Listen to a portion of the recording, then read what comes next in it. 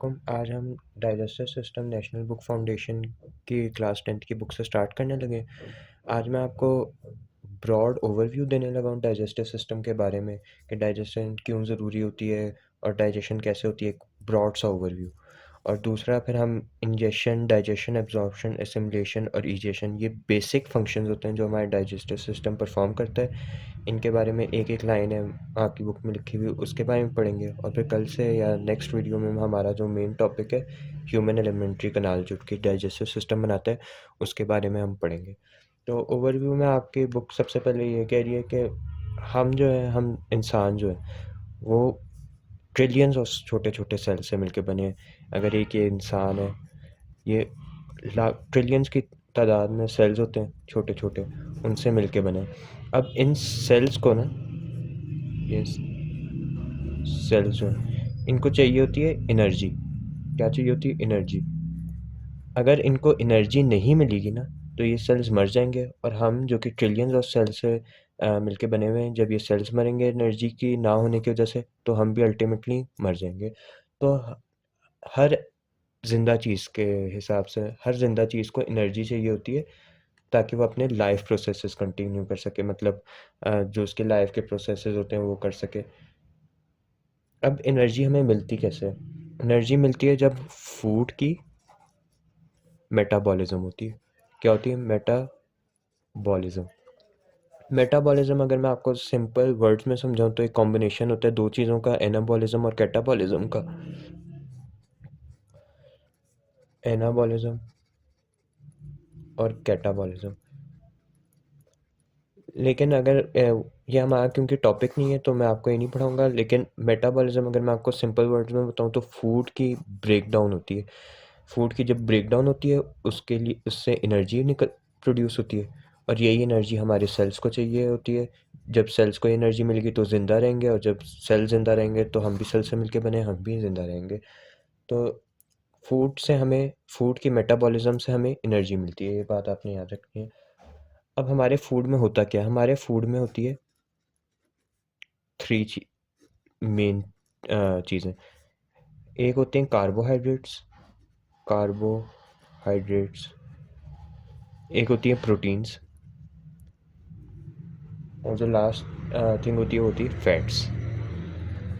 Carbohydrates अगर मैं आपको बिल्कुल सिंपल वर्ड्स में बताऊं तो कार्बोहाइड्रेट्स जो होती हैं वो मीठी चीज़ें होती हैं मोस्टली। ज़रूरी नहीं है लेकिन मोस्टली मीठी चीज़ें, और ये हमारी रोटी में होती हैं, हमारी शुगर में होती है, न्यूट्रेला वगैरह में होती है, राइस के अंदर होती है कार्बोहाइड्रेट्स। ये क्विक एनर्जी सोर्स होता है, मतलब जैसे फॉर एग्जांपल कोई बीमार होता है तो हम उसको ग्लूकोज का पानी बना के देते हैं, तो ग्लूकोज भी कार्बोहाइड्रेट होती है, जिससे हमें क्विक एनर्जी मिलती है। फिर दूसरी होती है प्रोटीन्स। प्रोटीन्स जो होती है अगर मैं आपको सिंपल वर्ड्स में बताऊं तो ये गोश्त होते हैं, गोश्त। लेकिन ये एग्स वगैरह में भी होती है प्रोटीन, दाल वगैरह में भी होती है। लेकिन प्रोटीन जो होती है ना हमारे बॉडी में सबसे इम्पोर्टेंट स्ट्रक्चर, मतलब ये बहुत सारी चीज़ों का स्ट्रक्चर बनाता है हमारी बॉडी में। प्रोटीन्स जो हमारे मसल्स होते हैं वो प्रोटीन से मिलके बने होते हैं। तो प्रोटीन्स दूसरी इंपॉर्टेंट चीज़ होती है हमारे फूड में। जो तीसरी चीज़ हमारे फूड में होती है वो फैट्स। फैट्स को आप चर्बी की तरह सोच सकते हैं। फैट्स सबसे हाई एनर्जी वाली चीज़ होती है, लेकिन क्या कहते हैं, फैट्स को ज़्यादा प्रेफर नहीं किया जाता कार्बोहाइड्रेट, क्योंकि हेल्दी नहीं होती। अगर ये बहुत ज़्यादा एक्सीड हो जाए तो हार्ट अटैक वगैरह हो सकता है, आर्टरीज में मसला हो सकता है। लेकिन डिस्कशन हमारी है कि फूड के अंदर क्या चीज़ें होती हैं। फूड के अंदर कार्बोहाइड्रेट्स होते हैं, प्रोटीन्स होती हैं और फैट्स होते हैं। कार्बोहाइड्रेट्स रोटी, राइस वगैरह के अंदर होती है, न्यूट्रेला वगैरह के अंदर होती है, मीठी चीज़ों के अंदर होती है। प्रोटीन्स जो होती हैं वो ज़्यादातर हमारे एग के अंदर होती है, जितनी भी मीठी आइटम्स होती हैं उसके अंदर होती है। लेंटिल्स, दाल वगैरह जो होती है उसके अंदर होती है। और जो फैट्स होती है वो किस चीज़ के अंदर होती है? फैट्स जो होती है मैं अगर आपको सिंपल वर्ड्स में बताऊँ तो बटर, ऑयल्स, लिपिड वाली चीज़ें, मतलब जो हमारे चर्बी वाली चीज़ें होती है उसके अंदर होती है। फिर आपकी बुक आगे ये कह रही है कि ये जो मॉलिक्यूल्स है ना, कौन से मॉलिक्यूल्स जो हमने तीन पढ़े? कार्बोहाइड्रेट्स, सिर्फ मैं कार्ब्स लिख रहा हूँ, फैट्स और प्रोटीन्स। ये बहुत लार्ज मॉलिक्यूल्स हैं जो कि यहाँ पे हम बना लेते हैं। ये असल में बहुत लार्ज मॉलिक्यूल्स हैं। हमारे सेल्स बहुत छोटे होते हैं और हम सेल्स से ही मिलके बने हैं, बात मैंने आपको शुरू में बताई। तो सेल्स इतने लार्ज मॉलिक्यूल्स को अपने ऐसे ही इस तरह यूज़ नहीं कर सकते। इनको हमारी बॉडी या डाइजेस्टिव सिस्टम जिसने खाने को डाइजेस्ट करना होता है, वो क्या करता है, इसको इतने स्मॉल मॉलिक्यूल्स में कर देता है, स्मॉल छोटे-छोटे पार्ट्स में ऐसे-ऐसे कर देता है कि ये सेल्स जो हैं वो इनको यूज़ कर सके। तो हमारे डाइजेस्टिव सिस्टम का काम क्या होता है कि जो लार्ज मॉलिक्यूल्स होते हैं ना, जो हमारे खाने के अंदर है, कार्बोहाइड्रेट्स, प्रोटीन और फैट्स, इनको इतना स्मॉल ब्रेक डाउन कर दे कि हमारे जो सेल्स हैं वो इसे यूटिलाइज़ कर सकें। क्योंकि तो यही हमारे डाइजेस्टिव सिस्टम का मेन काम होता है। क्या काम होता है? लार्ज मॉलिक्यूल्स को स्मॉल मॉलिक्यूल्स के अंदर तोड़ना, ताकि हमारे सेल्स यूज़ कर सकें। अगर आप बर्गर, पिज़्ज़ा वगैरह खा रहे हैं तो हमारे सेल्स डायरेक्टली उसको यूटिलाइज़ नहीं कर सकते, उसको इस्तेमाल नहीं कर सकते। उसको क्या करना पड़ेगा? सबसे पहले डाइजेस्टिव सिस्टम को उसको छोटे-छोटे टुकड़ों में तोड़ना पड़ेगा, और फिर उसके बाद जब वो बिल्कुल स्मॉल मॉलिक्यूल्स पार्टिकल्स हो जाएंगे, तब कहीं जाके हमारे सेल्स उसको यूज़ करेंगे और उससे एनर्जी लेंगे। एनर्जी लेके वो ज़िंदा रहेंगे, जिससे अल्टीमेटली हम ज़िंदा रहेंगे। तो ये हमारा एक ओवरव्यू है कि डाइजेस्टिव सिस्टम का क्या काम है। डाइजेस्टिव सिस्टम का अगर मैं आपको सिंपल वर्ड्स में एक रिकैप दे दूँ, तो हम इंसानों को खाने की ज़रूरत होती है, सेल्स को एनर्जी की ज़रूरत होती है। सेल्स को एनर्जी नहीं मिलेगी तो हम मर जाएंगे। तो हम भी सेल्स से मिलके बने हैं, तो सेल्स अगर मर जाएंगे तो हम भी मर जाएंगे। तो सेल्स को एनर्जी चाहिए ज़िंदा रहने के लिए, और हमें भी एनर्जी चाहिए ज़िंदा रहने के लिए। एनर्जी हमें मिलती है फूड से। फूड किस के अंदर क्या-क्या चीज़ें होती है? कार्बोहाइड्रेट्स, प्रोटीन्स और फैट्स में हम बहुत डिटेल पढ़ेंगे। ये कार्बोहाइड्रेट्स, प्रोटीन और फैट्स जो है ना, ये हम सेल्स एज सच इस्तेमाल नहीं कर सकते, ये क्योंकि बहुत लार्ज मॉलिक्यूल्स हैं। इनको हमारा डाइजेस्टिव सिस्टम क्या करता है? बिल्कुल छोटे-छोटे टाइनी पार्टिकल्स में, माइन्यूट पार्टिकल्स के अंदर तोड़ देता है, और जब ये टूट जाता है, फूड लार्ज से स्मॉल पार्टिकल्स के लिए आता है, फिर हमारे सेल्स जो हैं इसे इस्तेमाल करके एनर्जी बना सकते हैं ताकि वो ज़िंदा रहे। और एनर्जी हमें कैसे मिलती है? जब फूड की मेटाबॉलिज़्म होती है। तो ये हमारा डाइजेस्टिव सिस्टम है, ओवरव्यू उसका। अब हमारे डाइजेस्टिव सिस्टम ये काम परफॉर्म करता है। सबसे पहले इंजेशन, फिर है digestion, absorption, assimilation and egestion. ये बहुत इजी सी टर्म्स है, अभी मैं आपको समझाता हूँ। जब हम खाना खाते हैं ना, फॉर एग्जांपल आपने रोटी खाई, आपने राइस खाया, जो आप इनटेक किए, तो ये जो खाना खाना होता है ना, हमारी बॉडी जब फूड इनटेक करती है, मतलब जब आप खाना खाते हैं, तो इसे हम कहते हैं इंजेशन। तो इसके अगर मैं आपको सिंपल उसमें बताऊँ तो क्या है? Taking in of the food is called ingestion. तो जब आप खाना खाते हैं तो आप खाना इंजेस्ट करते हैं। फिर है डाइजेशन।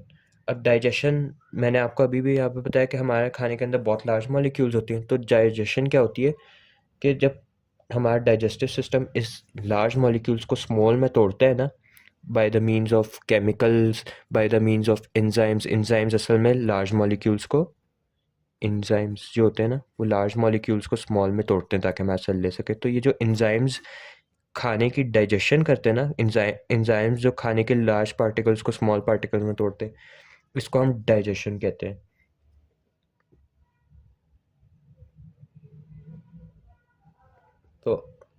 तो अगर मैं इसकी डेफिनेशन अगर आपको बताऊं, तो break down of large molecules की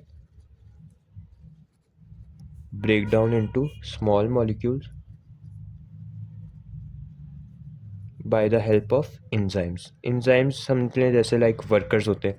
हमारा डाइजेस्टिव सिस्टम कुछ वर्कर्स एंजाइम होते हैं, इनको रिलीज़ करता है, और ये वर्कर्स या एंजाइम्स जो होते हैं वो क्या करते हैं? लार्ज मॉलिक्यूल्स को स्मॉल में तोड़ते हैं ताकि हमारा सेल उनको यूटिलाइज कर सके। अब एब्जॉर्प्शन, अब देखें फॉर एग्जांपल हमने खाना खाया, वो एक बहुत बड़ी सी ट्यूब होती है जिसके बारे में हम अगली वीडियो में पढ़ेंगे। तो वो इस ट्यूब के अंदर एलिमेंट्री कनाल जो होती है उसके अंदर होते हैं फूड पार्टिकल्स। अब ये टूट भी गए हैं, स्मॉल भी है, लेकिन बात ये हमारे बॉडी में बहुत सेल्स हर जगह होते हैं। तो अब हर जगह ये फूड पार्टिकल्स कैसे जाएंगे? ये जाएंगे by the process of absorption. हमारी बॉडी क्या करती है?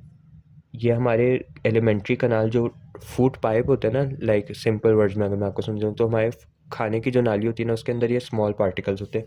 अब ये स्मॉल पार्टिकल्स हमारी बॉडी क्या करती है? समझो ये ब्लड की नाली है, ये ब्लड है, तो हम ये स्मॉल पार्टिकल्स ऐसे ब्लड में चले जाते हैं, और ये ब्लड फिर पूरी बॉडी में इन स्मॉल पार्टिकल्स को देता है ताकि पूरी बॉडी में जितने भी सेल्स हैं वो सारे इन स्मॉल पार्टिकल्स को यूज़ करें और अपनी एनर्जी बनाए। तो एब्जॉर्प्शन बेसिकली क्या होता है, खाने का ब्लड के अंदर एब्जॉर्ब होना, इसको हम कहते हैं एब्जॉर्प्शन।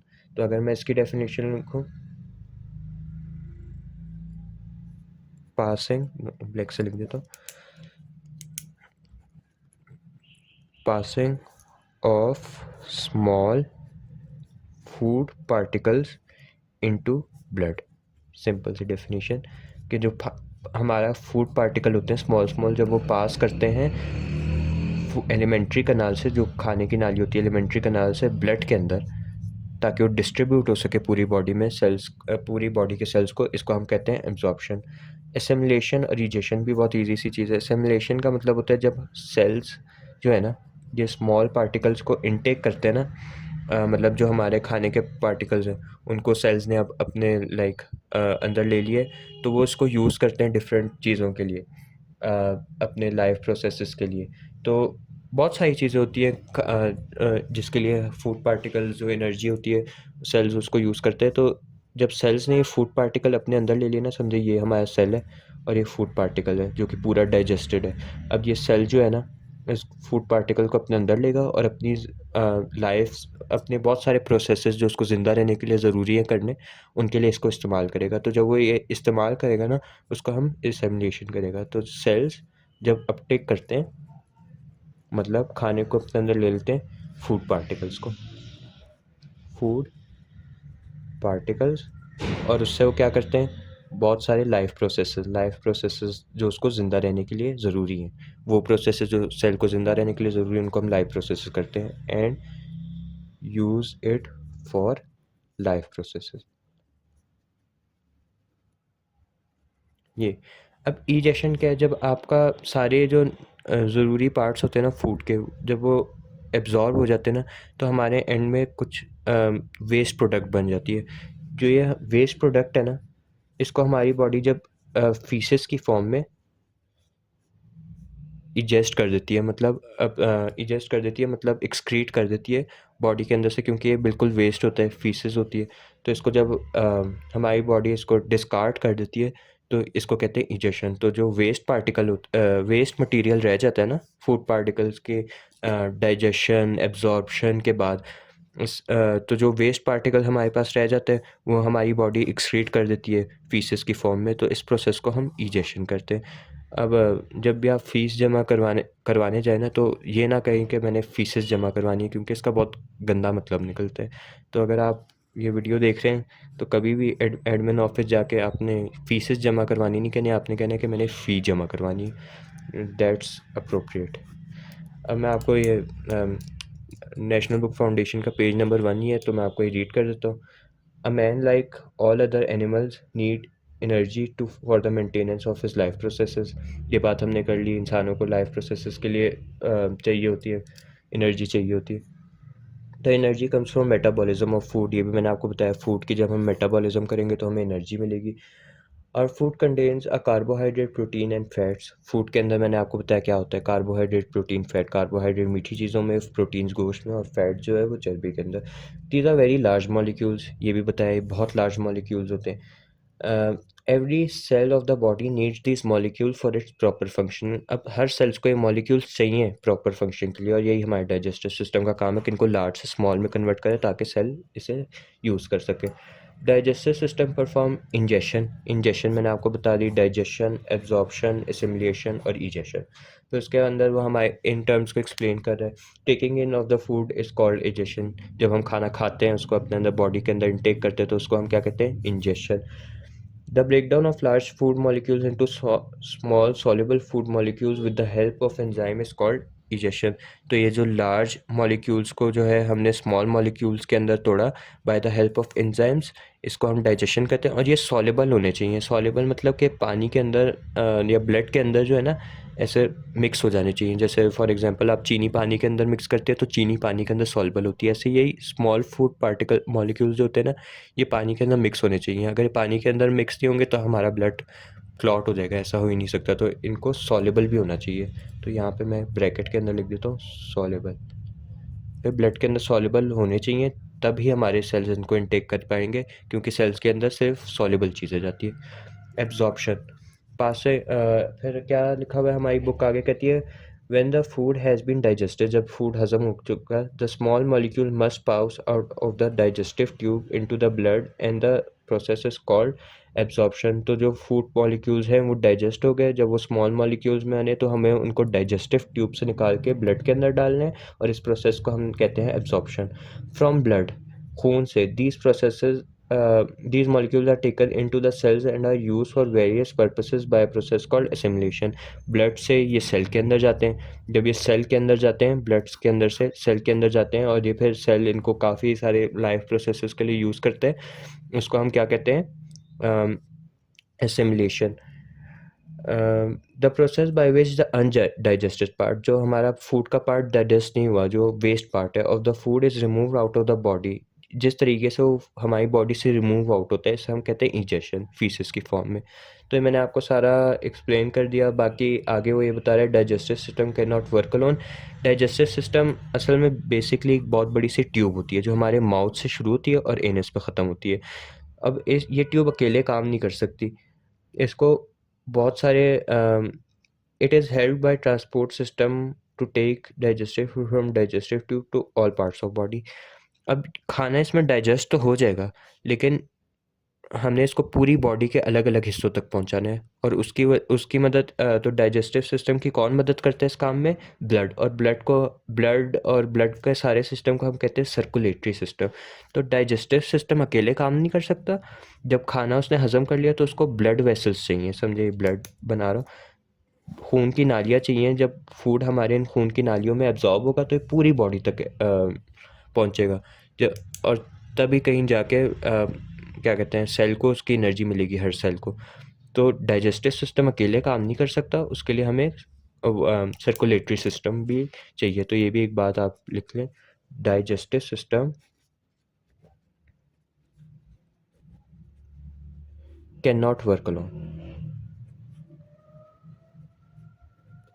और इसको क्या चाहिए होता है अपने साथ वर्क करने के लिए? डाइजेस्टिव सिस्टम को चाहिए होता है सर्कुलेटरी सिस्टम। स्पेलिंग्स माफ़ कीजिएगा। तो यही हमारे आपके बुक के पहले इंट्रोडक्शन में यही था। अगली वीडियो में हम डिटेल से पढ़ेंगे ह्यूमन एलिमेंट्री कनाल, जो ये मैं आपको मेन कनाल बता रहा हूँ ना, फूड खाने की नाली, जो डाइजेस्टिव सिस्टम की नाली होती है, हम इसके बारे में डिटेल से पढ़ेंगे। बाकी मैंने आपको बुक भी रीड कर दिया, आपको कॉन्सेप्ट भी दे दिया। अगर आपको कोई क्वेश्चन हो तो कमेंट्स में ज़रूर पूछ लीजिएगा। अल्लाह हाफ़िज़।